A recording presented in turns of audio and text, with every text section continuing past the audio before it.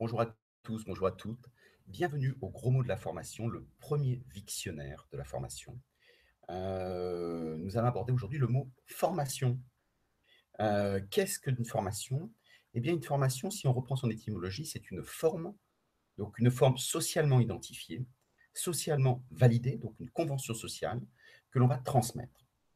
Par exemple, on se dit tel métier, telle fonction dans l'entreprise, manager, vendeur, et cetera, représente un certain savoir et ce savoir-là, nous allons le transmettre.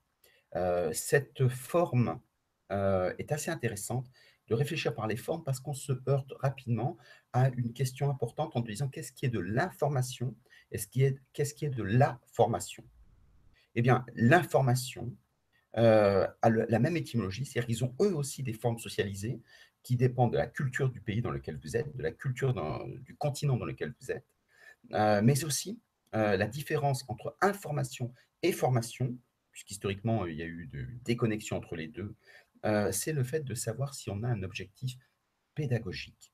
Autrement dit, la formation reprend des formes comme l'information, diffuse comme l'information. La seule différence, c'est quel est l'objectif final.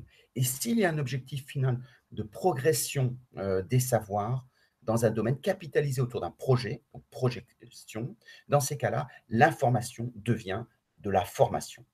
Autrement dit, dans un monde où il y a un éclatement des dispositions, des disponibilités de ressources pédagogiques, le fait d'être de la formation, c'est de savoir à quoi ça va me servir. Et si ça, c'est clairement identifié, alors les mêmes outils qui servent pour de l'information deviennent alors au service de la formation.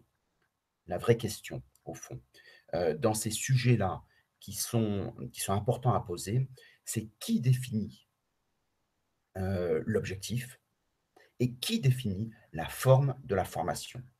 Et dans les 2 cas aujourd'hui, eh bien, la déverticalisation des structures fait que, on ne peut plus avoir des experts de l'expertise qui définissent les sujets ou les objectifs, à traiter. On est obligé d'être sur un savoir qui est beaucoup plus collaboratif et c'est ainsi qu'apparaissent des nouvelles façons, d'apprendre autour de communautés apprenantes, où l'apprenant amène lui-même des morceaux de savoir qu'on va ensemble organiser autour, de formes de la formation et ça permet de faire vivre ces outils-là.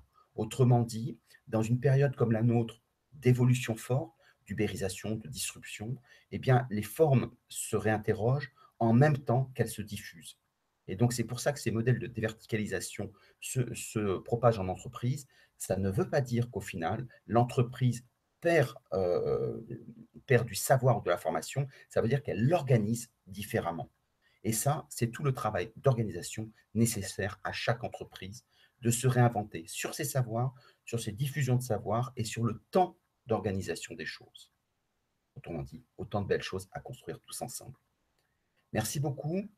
Si vous avez des commentaires, vous savez qu'il faut les placer, sous la vidéo. Si vous avez envie qu'on traite certains mots, n'hésitez pas à nous l'annoncer, encore une fois sous la vidéo et donc si vous avez au-dessus la possibilité de vous inscrire, sur la chaîne YouTube de la FEN, qui est une chaîne collaborative gratuite. Dans ces cas, ça nous montre l'intérêt que vous nous portez au travail que l'on réalise et ça nous incite à aller encore plus loin, dans le fait de vous rendre service en vous donnant des outils qui vous seront utiles professionnellement. Merci beaucoup. Au revoir.